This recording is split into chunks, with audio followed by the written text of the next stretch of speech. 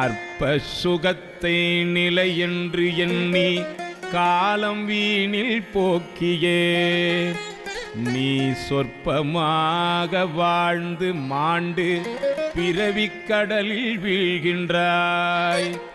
நற்குணத்தால் சலனம் சபலம் அற்றால் அதனை நீந்தலாம். நீயும் கற்ப காலம் சிவத்தில் நிலைப்பாய், பிறப்பு இறப்பும் மீளுமே. மீளும்படியாய் உன் மனதும் உனக்கு உரைத்த அறிவுரை மாலும் வரையில் கேட்டும் கூட நீ மாறாத காரணம்.